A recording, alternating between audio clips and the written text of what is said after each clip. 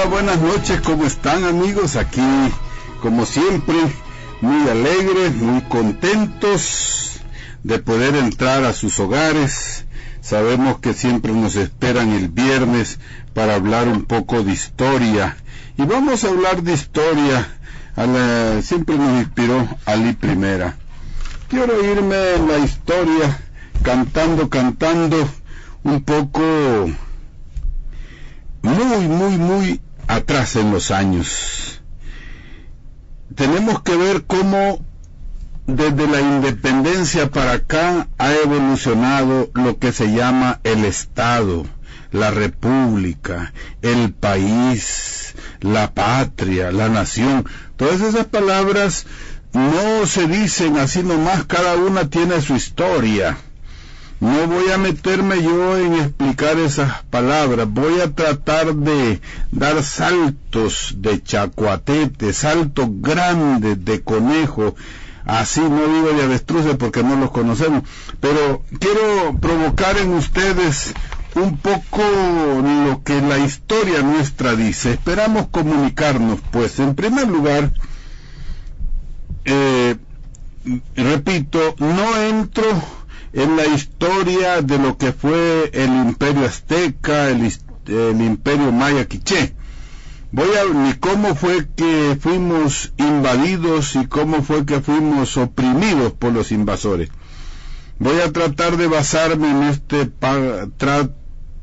trecho histórico de lo que se llama la independencia. Para empezar, digamos que salimos de Guatemala para meternos en Honduras. Es un refrán muy popular y del querido vulgo al que pertenezco yo. Y por supuesto sale uno de Guatemala, llega a Honduras, porque son profundas las Honduras, y volvemos a Guatepeor.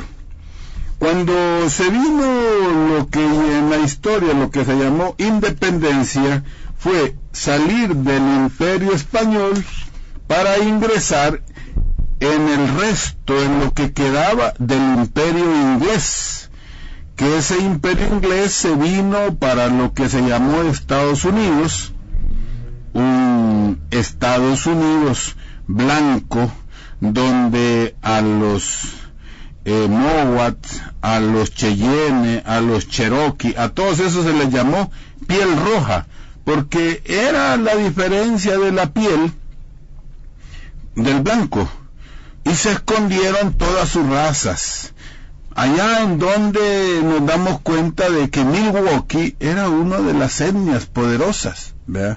Que los Cheyennes que se le han puesto así como en los pasquines y en las historias estadounidenses, así como los indios tontos, eran las razas auténticas resumen, salimos del imperio español y se le llamó independencia para caer en las redes de lo que el imperio inglés estaba y crió en el norte de estos países nuestros, que se le llama así Norteamérica, que de paso los que allí nacieron se autodenominan americanos, no son americanos, vinieron a nacer a América y se apropiaron el nombre porque tienen armas, tienen poder económico y han creado un poder político como para autonominarse. Todo eso tiene su historia también.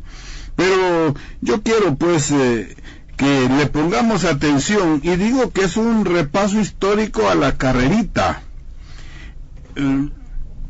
Es importante cómo vinieron de Europa. Aquí vinieron básicamente de España. Por otro lado salieron, ya dije, ingleses, pero también salieron franceses, salieron italianos. Dentro de esa historia, antes de llegar, por ejemplo, se habla de los piratas. Los piratas son aquellos que salían, ¿verdad?, de Inglaterra y armaron unos barcos para enfrentarse a los barcos que de España salían, llegaban a estas tierras y regresaban a España. Los ingleses criaron los piratas.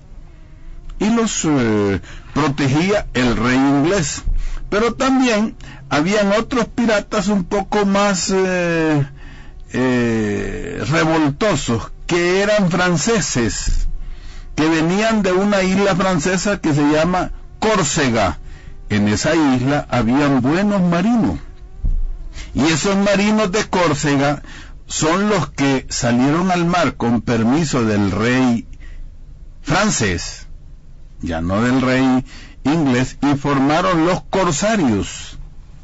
Pero habían unos sin patria y sin son y sin nada, entre holandeses, franceses, italianos, que todos se dejaban crecer la barba. Eso se les llamó boca negra, y en español se les llamó bucaneros. Eran de origen bucaneros, es de una palabra deformada italiana.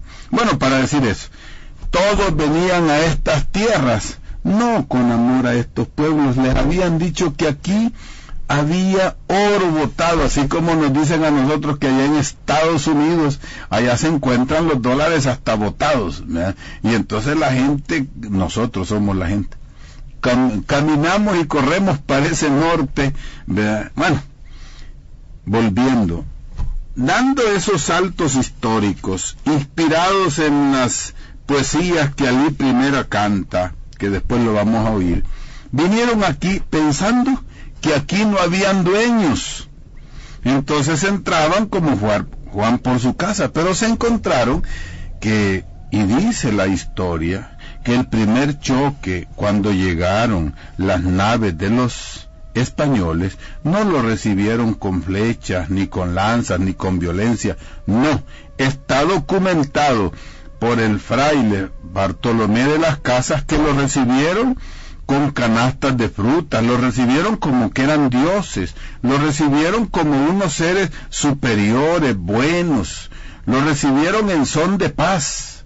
Primero, porque si analizamos y vemos la historia de nuestros antepasados, no tenían un concepto bélico, guerrero, como el que existía en Europa, pero como la historia se ha escrito con esquemas de los europeos, porque ninguna de las historias se escribió ni en azteca, ni en náhuatl, no, se escribió en español o en francés o en inglés o en francés. Eso es importante, porque se escribió la historia con esquemas europeos, no con esquemas nuestros. Desde ese punto, pues, quiero decir que desde el principio se nos ha dicho que cuando entraron los españoles ya los estaban esperando los mal llamados indios con flechas, con lanzas. No, los recibieron con canastos llenos de frutas, con ofrendas. Y por supuesto no les ofrecieron oro, porque aquí el oro lo tenían en la casa. Y alguien me hacía una comparación muy bien. Ustedes y yo, cuando queremos agradar a Dios, ¿qué le llevamos al altar? Le llevamos unas flores bonitas, las más bonitas. Y por supuesto, a veces las más caras, según el mercado que vayamos. Y cuando una persona ama a otra persona, el varón quiere conquistar a su novia, ¿qué le regala? Como símbolo de gran amor, flores. ¿Y qué son las flores? Y ya dentro de 3 días esas flores van a estar botando. Es el cariño, es la expresión. Así era el oro para nuestras culturas. No le tenían importancia. Esas pepitas, ese metal reluciente lo ocupaban para los dioses. Era una ofrenda de un metal maleable, bonito, donde podían hacer figuras con facilidad, y entre más puro es el oro, más fácil es de moldear. Se queda casi como el plomo, así fácil, con un poco de, ya aliado con otras cosas, se hace fuerte para andar en anillos y hasta en los dientes se pone, pero esa es una aleación. Entonces, cuando vinieron aquí los españoles, según los datos auténticos de esas historias escondidas, lo recibieron de la manera más amable, más fraterna. Pero cuando vieron que esto lo que les interesaba era el oro, por un lado, que vieron que lo tenían ahí por tetuntes en medio de unas mesas donde tenían sus dioses lares, y por supuesto el abuso. Venían 3 meses en el mar, aquellos que salían de las cárceles españolas, venían con toda su naturaleza de varones, de fuerza genital, y veían a nuestras niñas, a nuestras mujeres, a nuestras hembras desnudas, pues el libido, el deseo de carnalidad, se les exacerbaba. Y así empezaron a violar a las mujeres. Por supuesto, las mujeres se sentían asustadas de ver a aquellos hombres barbudos, vestidos con todos aquellos colores que parecían iguanas, ¿verdad? Y con unas espadas, y de otro color, y sin duda no traían desodorante, algo, y dicen que no les gustaba bañarse. Parte de mi historia. Estoy diciendo estas cosas de esta manera fácil, pero me he documentado, no estoy inventando. Y así es como ellos se dieron cuenta que estos ni eran dioses, que eran abusivos, que eran ladrones, que tenían sangre y que mataban.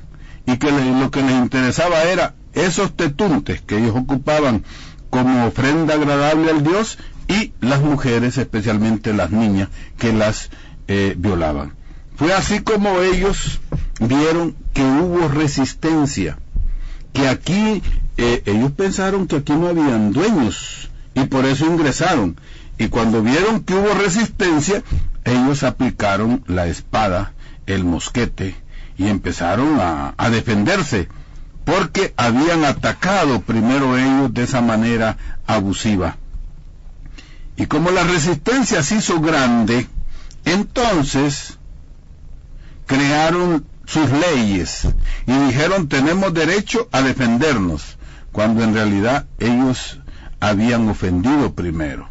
Segundo, dijeron: bueno, ya que estas leyes sirven, lo que hay aquí es de nosotros. Hicieron leyes para apoderarse.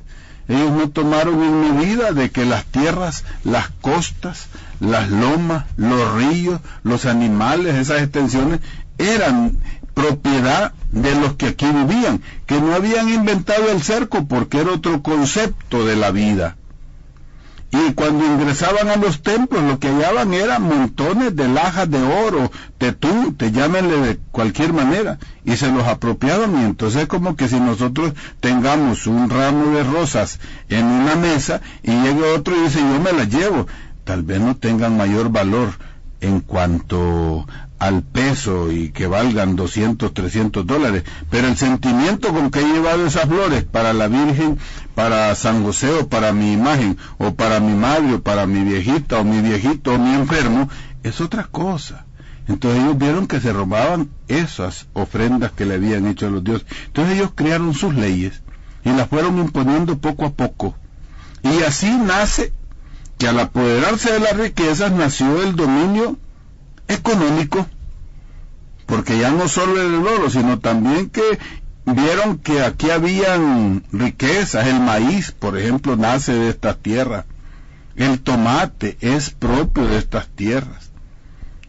El cacao es propio de estas tierras. La papa es propia de estas tierras. Los frijoles, de allá trajeron el trigo, pero aquí habían el trigo y el arroz, pero aquí había maíz, había frijoles, había tomate, había el whisky, estaba la papa.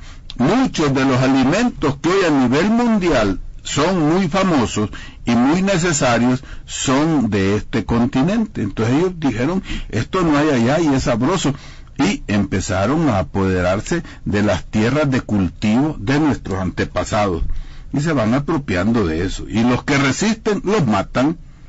Así pues, ¿verdad?, para poder dominar la economía crean un régimen político de leyes y dicen: bueno, ¿por qué van a aceptar esa ley? Porque nuestro Dios es superior al de ustedes. Y se alían con la religión para hacerse dueños de estas tierras, robándoselas. Y miren qué terrible. Los mismos dueños de las tierras, después de la invasión y la imposición, empiezan a trabajar en sus mismas tierras para beneficio del invasor. Quiero dar un testimonio de cuando yo era seminarista y estudiante. Me impresionó mucho que cuando vinieron los españoles y trajeron sus misioneros y estos misioneros junto con los españoles empezaron a destruir templos, a destruir lo que ellos les llamaban ídolos, a destruir todos los símbolos religiosos. Vinieron los aztecas, vinieron los mayas, vinieron los incas, los algonquinos, los moat, los milwaukee, los cheyennes, y se defendieron y mataron a estos invasores. Y a estos les llamaron santos. Los mismos que habían atacado al Dios de estos países y que fueron repelidos y muertos, después se los pusieron de ejemplo a los indios como santos. ¿Cómo es posible eso? A mí me impresionó como sacerdote católico, lo digo. Si a mí viniera alguien y bota la Eucaristía y bota un templo, probablemente yo, por lo menos una piedra tiraría yo para defensa, o un grito, o no sé qué harían ustedes si vieran que vienen alguien y está destruyendo las imágenes y está destruyendo todas nuestras devociones. Nosotros, por la fuerza que ejercemos, se muere el otro. Y después viene y nos ponen una gran fuerza y nos ponen de ejemplo a esos y les llaman mártires. Eso es terrible. Bueno, vuelvo a la historia. Valiéndose pues de esas leyes inventadas, le llamaron política, y valiéndose de esa religión, de ese Dios superior, se hicieron dueños de estas tierras. Y los dueños de las tierras trabajaban por los invasores. Pero como esto era difícil, fueron inventando y fueron trayendo más armas, más caballos, más perros, para salir a buscar, porque necesitaban mano de obra, porque los grupos que venían en una carabela no pasaban de 100, de 70 y no podían llevar mucho. Sobre todo que tenían que traer comida desde allá en esos travesía tan larga. Entonces necesitaban perros, necesitaban caballos, necesitaban cadenas, necesitaban lazos para amarrar a los de aquí. Bueno, entro en otra idea de la historia. Tal vez no me vaya con detalles ni con fechas, pero quiero provocar en ustedes el cómo nos han hecho un enfoque de las historias que no coinciden. Por ejemplo, nuestros antepasados no conocían la idea de patria. A ellos le llamaban madre tierra. Eso era. Pero como ellos venían como grandes señores y con su machismo, a lo que nuestros antepasados le llamaban madre tierra, ellos le llamaron patria, porque ellos eran los padres. Y nuestros antepasados consideraban que la tierra, que da de comer como una madre que alimenta y que hace crecer, le llamaban madre tierra. Ellos le llamaron patria. Nuestros antepasados no tenían el concepto de nación, porque no tenían fronteras. Las fronteras eran el comercio que se manejaban, las lenguas con que se relacionaban. Ya donde se hablaba una lengua y se empezaba en otra, ya se caía en la cuenta de que estaban en otra raza, en otro pueblo, en otro grupo humano. Pero aquí no habían fronteras, no habían cercos. Por eso no tenían el concepto de nación, sino de raza, de familia, de grupo humano, grupo lingüístico, y usaban la tierra según la necesitaban. Los invasores pues trajeron la idea de un Estado que no coincidía con el Estado, que le podemos decir Estado para referirnos, con la organización social que aquí había. El invasor creó un Estado en favor de un grupo dominante. Por eso la idea del Estado del invasor español era mucho más inferior, mucho más ensangrentado, era de opresión. Aquí no había de opresión. No estamos negando de que habían defectos. Lo más terrible que acusan a nuestros antepasados era que tenían sacrificios humanos. Solo de pensar el sacrificio humano que vinieron a hacer aquí matando con indiferencia, mataron mucho más. Si había sacrificios humanos, tal vez era 1 al año, 2 al año que entregaban al Dios, pero cuando vinieron los españoles, en nombre de su Dios, el Dios del dinero, del Dios oro, mataron a miles y miles y miles. A veces uno no entiende eso. Solo reflexionando en la historia uno cae en la cuenta y dice, qué terrible. Ahí andan acusando a los pobres aztecas, a los mayas, a los incas que tenían sacrificios humanos, y ellos vinieron a matar millones en honor del dios oro, del dios dinero. Bueno, hicieron un estado pues en base a fuerza, en base a un ejército, y fueron armándolo y fueron creando una ley. Y por supuesto, bendito por aquellos misioneros que llegaron en ese momento, con espada y con escopetón. Y así la religión, no fue la religión de Jesús la que trajeron, sino la religión del Dios del dinero. Y trataron de adaptarlo al lenguaje de Jesús, de la conformidad. Jesús jamás estuvo de acuerdo con esa forma, por eso a algunos no les gusta, pero yo como sacerdote católico digo que aquí trajeron el catolicismo, pero no trajeron el cristianismo. La doctrina de Cristo pues es el cristianismo, los 10 mandamientos, miren qué respeto más grande, las 14 horas de misericordia, miren qué cosa más fantástica, las 8 bienaventuranzas, eso es el cristianismo en sí, no el Dios del dinero que impone diezmos y primicias, que impone sin entenderlo los sacramentos. Yo creo en los sacramentos, pero cuando el pueblo los ha entendido, ¿por qué voy a obligar yo a casarse a alguien que ni entiende lo que es matrimonio y lo obligo a una ley que tampoco entiende y acepta solo porque digo que ama a otra persona?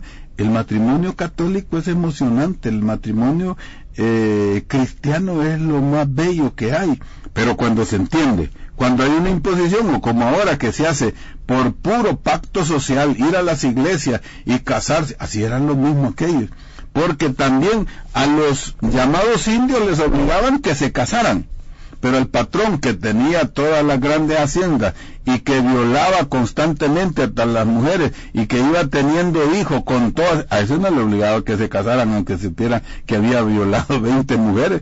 Tal vez el argumento era que no podía casar con las 20, pero bueno, algo le tenían que, a ese no le exigían nada. Pero cuando la María se encontraba con Juan, a ese sí le obligaban a que se casara y se matrimoniara en católico. Bueno, son cosas, estoy tratando, y no es fácil decir estas cosas, pero son históricas y hay que decirlas también con toda facilidad. Bueno, así es que el Estado que vino a imponer el invasor, apoyado muchas veces con lo religioso, bueno, para decir todas esas grandes iglesias y templos, los vemos allá en México, vamos y vemos esas grandes catedrales creadas, y vemos ahí en Guatemala otros grandes monumentos. Aquí pues se cayeron todos porque aquí todo tiembla.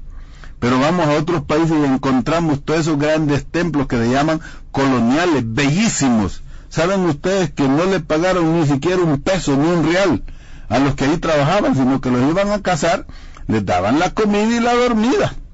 Y posiblemente el permiso de ir a botar lo que se comían, pero nunca les pagaron. Esos templos y esas grandes iglesias fueron criados con mano de obra gratis, mejor dicho gratis, obligada, esclavizada. ¿Creen que eso es agradable a Dios? No estamos hablando contra la belleza de lo que hicieron, estoy hablando de cómo y con cuánta sangre, y los que se caían de los andamios, cuántos han de haber perdido el equilibrio, cuántos se murieron. Bueno, ahí estamos, sigamos pues, ¿verdad? El Dios del dinero trajo esto, no fue el Dios cristiano o la doctrina del Cristo auténtico.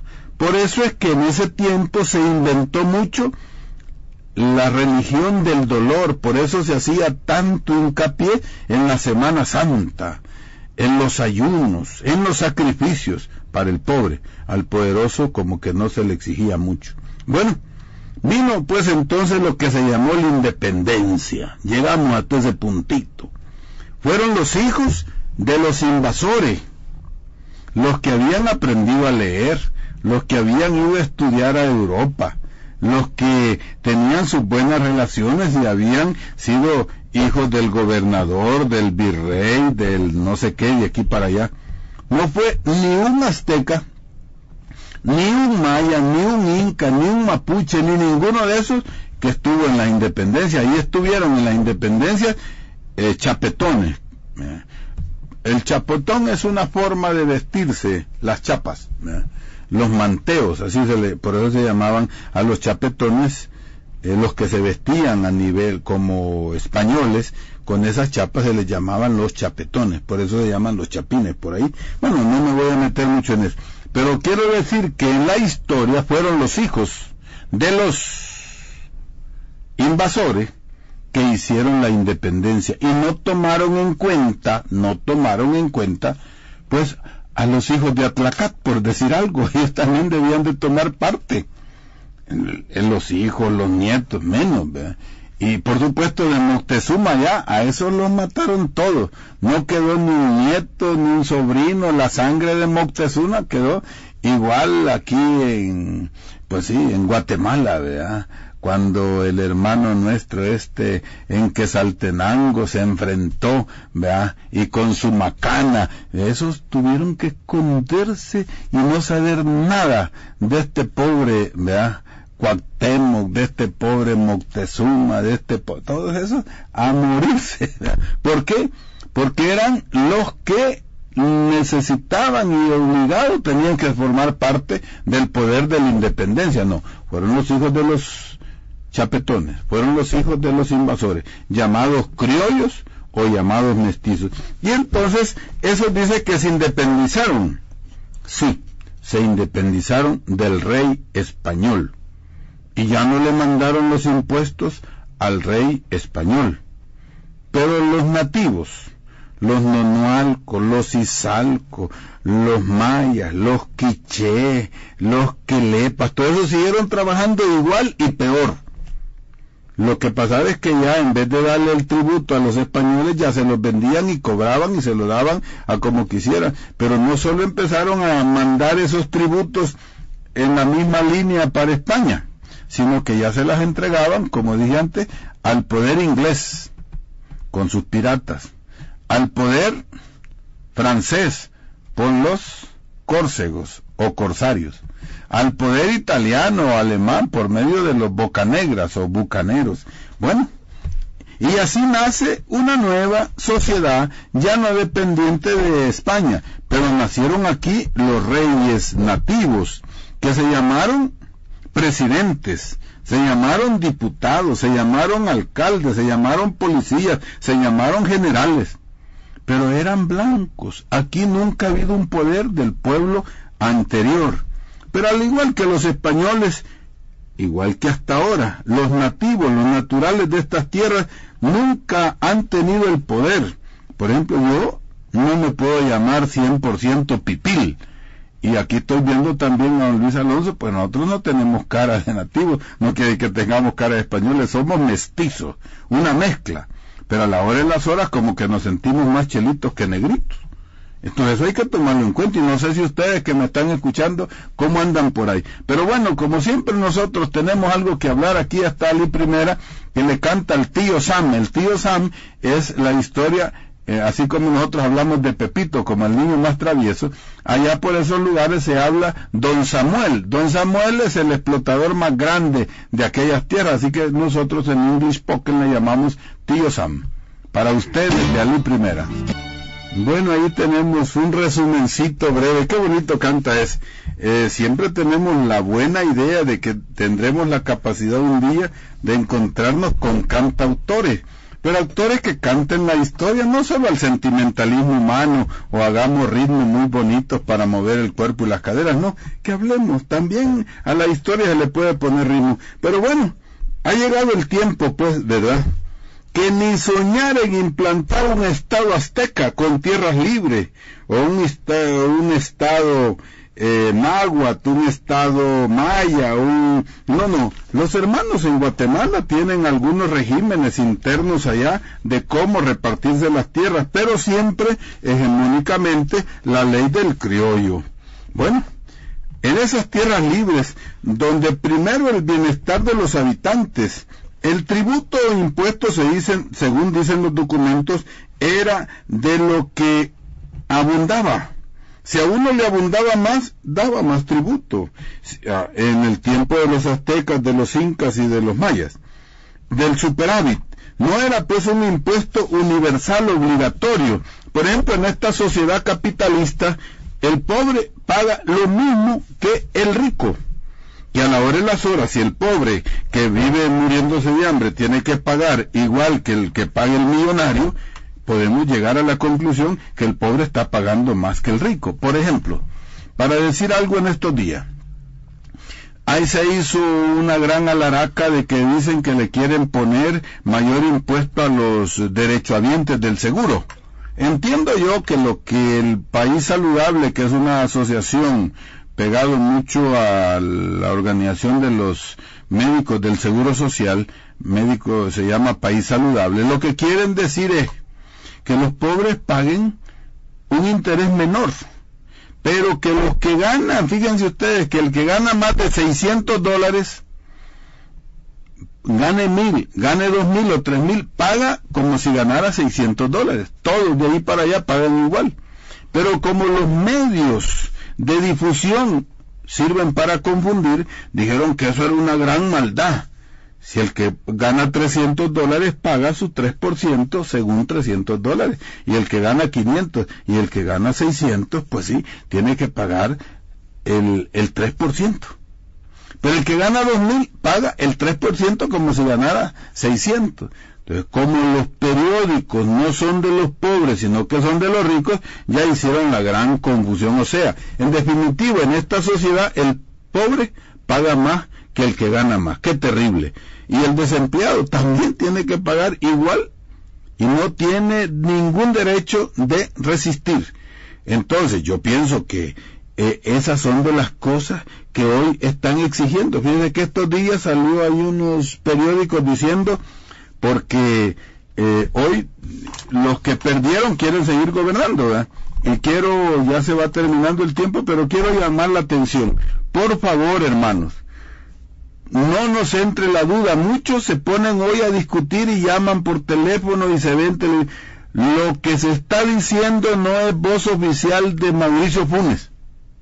Lo que se está repitiendo en las radios, en televisiones, y se quiere decir a los gobernantes que todavía están, no es voz oficial ni del Frente ni de Funes. No seamos así dudosos de lo que hemos pretendido hacer. Hasta que llegue el señor Mauricio Funes, vamos a ver lo que él dice. Pero lo que dice la prensa hoy, y peor que dice la prensa, que dice Funes, que dijo no sé cuándo. Hoy, por ejemplo, están haciendo gran alaraca que dicen que el presidente Chávez podía asistir a la toma de posesión de Funes. ¿Y cuál es el problema, pues? ¿Y por qué le están queriendo hacer? Y dicen que además que Funes le ha pedido una audiencia que Chávez le ha pedido una audiencia a Funes. ¿Y cuál es el problema, pues? Pero eso lo quieren engalanar.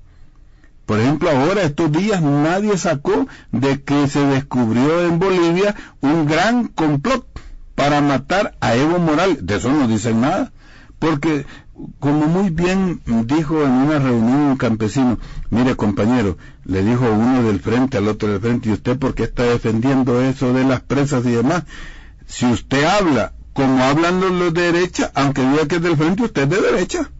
Y tenía razón. A mí me dio alegría ver cómo un campesino que dice que es del frente le dice a otro campesino que es del frente, mire compa, aunque usted dice que es del frente, pero si habla como hablan los de arena y hablan como hablan los de derecha, porque ya llegamos al poder, entonces usted sigue siendo de derecha.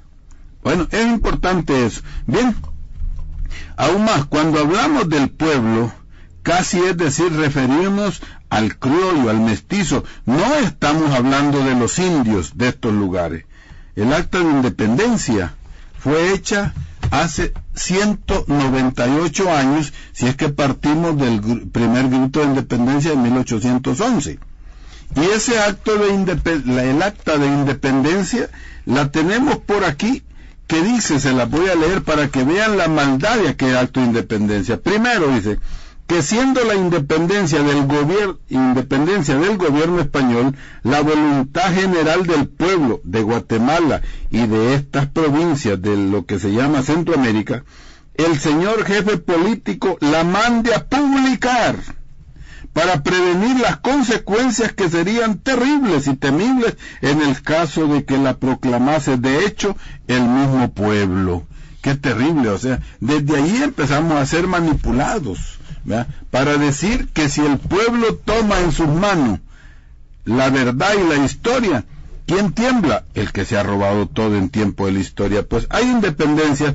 Para ir terminando, voy a hacer un repasito de los nombres de los países. ¿Por qué se llama Guatemala? ¿Por qué al pueblo de Guatemala se le llama chapines? Porque el grupo de los españoles que estaba allí había impuesto la capitanía general, y los que se independizaron ahí se siguieron vistiendo como los españoles, con grandes chapetas, y por eso se le llamó, por su modo de vestir, a los chapines. Por supuesto, nuestros hermanos chapines, que son de las etnias, ellos se visten con sus colores, nada de español, pero se le llama chapines. ¿Por qué se le llama a nosotros, de la provincia de San Salvador, del territorio de Cuscatlán? ¿Por qué se nos llama guanacos? Porque Cristóbal Colón llegó a Guananí, y cuando escribía nombres y cartas a Américo Vespucio para las provincias andaluzas, decía la República de El Salvador, y como Cristóbal Colón por poco lo matan porque ya no hallaban tierra y se encontraron por Triana, que pegó el grito y dijo tierra, tierra, entonces quedó salvado, y vino Colón en agradecimiento y puso a la isla de Guananí, le llamó la isla San Salvador, o sea que y cuando aquí, por aquello del 6 de agosto, que es el día de la transfiguración, le pusieron el mismo nombre del Salvador, allá que eran unos grandes ignorantes, confundieron la República del Salvador, de la tierra cuscatleca, con la isla de Guananí, que Cristóbal le llamó San Salvador. Nosotros somos guanacos no porque escupamos, escupe el español, escupe el inglés, escupe el alemán, todos escupimos, no el animal ese que dicen que se llama guanaco ahí en el Perú. Ahí es donde, ¿verdad?, nosotros nos llamamos guanacos, o nos llaman guanacos por la isla de Guananí, que les quede claro. Así, entonces, se fueron a Nicaragua. ¿Por qué le llaman Nicaragua? Porque ya había un cacique como Atlacata aquí, que se defendió, pero el grupo que entró a Nicaragua entró por el puerto de San Juan, del río San Juan, y ahí navegaban hasta los grandes lagos, y ahí fundaron Granada, porque venían unos de Granada, ya de España, y fundaron León. Aquí nunca han habido leones, aquí lo que habían eran pumas, habían otras, pero le llamaron León porque ellos venían de allá donde había leones. Así que ahí estaba, y Managua es el nombre más auténtico que tiene. El grupo, cuando vino a esa que se llama Independencia, que ya no le querían pagar a los españoles, ahí le llamaron Nicaragua en honor al que habían matado a Nicaragua, que los había resistido. Bueno, por supuesto, más abajito hay otra república que se llama Costa Rica. Fíjense que ese Costa Rica, ese es como llegar a un lugar, y qué bonito es esto.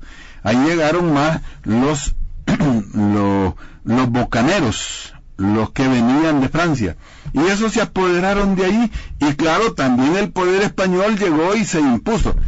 Ahí no hay nombres así nativos, auténticos. Ahí está Costa Rica, ahí está San José, Costa Rica, ahí está, vayan a buscar ahí no hay nombres autóctonos. Y eso pues les llegó la llamada independencia, como 15 días más tarde les llegó el documento, porque iba a caballo el hombre y se tardó.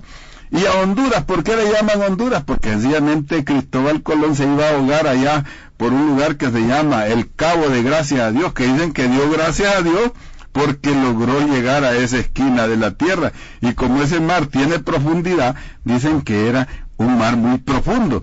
Pero cuando salieron a la tierra vieron cuando vayan a Honduras, fíjense bien, van a ver aquella inmensidad de montañas, aquella inmensidad de precipicios, que cuando nuestras viejitas van a Esquipulas dicen, azul, azul se ve para abajo. Esos son las Honduras, y se le llamó Honduras por esas profundidades de la tierra. Hermanos, por supuesto, Panamá no era de Centroamérica, era de Colombia, que los estimados hijos de tío Sam se la robaron. Esa es una república fabricada en 1928 al 30, lo vamos a ver. Y Belice, que ahora dicen que es de Centroamérica porque le corresponde a Guatemala, Belice es totalmente de habla inglesa. Bueno, amigos, esta es parte de la historia, es un repaso así un poco a la carrera. Julio me habló de Santa Lucía y otros, pues ya les pido perdón que no